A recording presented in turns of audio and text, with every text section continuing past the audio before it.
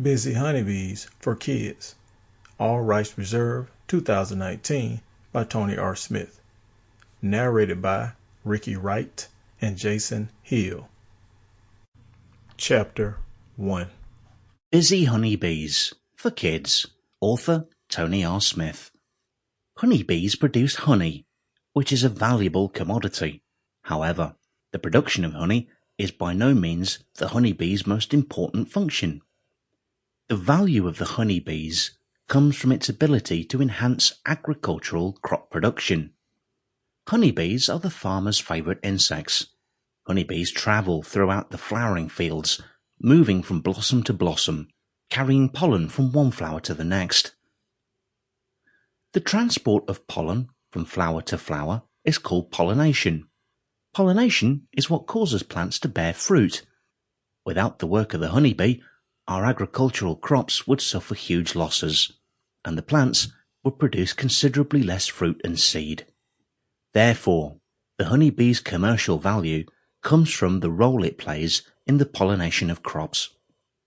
Most people have no idea how dependent we are on bees.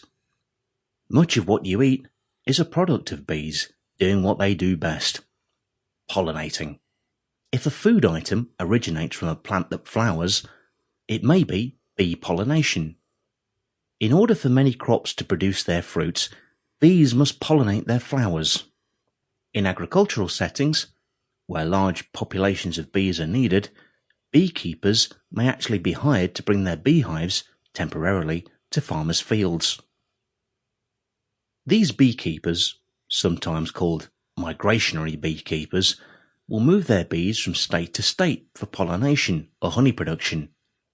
Some local beekeepers may rent their hives to different growers and thus move hives from field to field, but generally move them back to a base location. Swarming is the natural method bees use to create new colonies. Each swarm contains several thousand worker bees, a queen, and several hundred drones.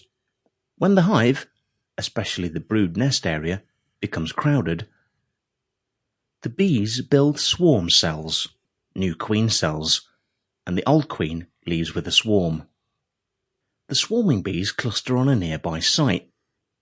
They then seek out a new nest location to start a new hive.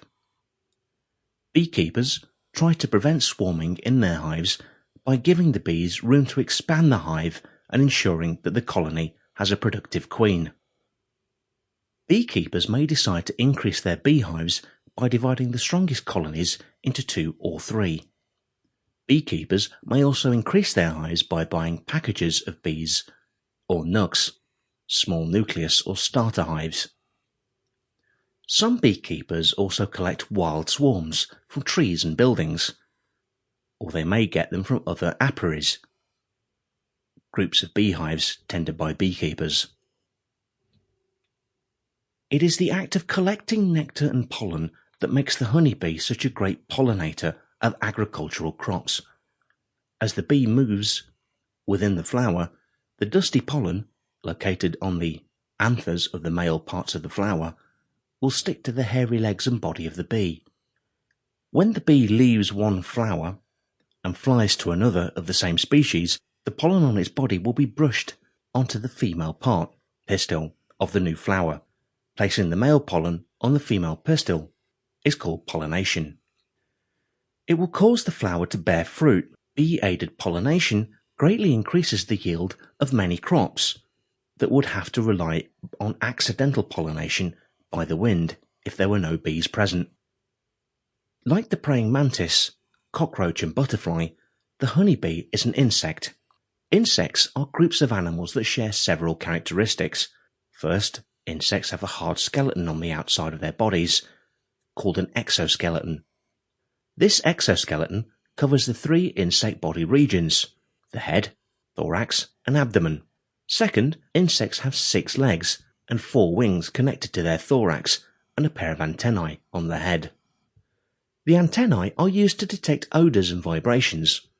Learning the names and functions of the parts of the bee's body will help you better understand bee behaviour and biology.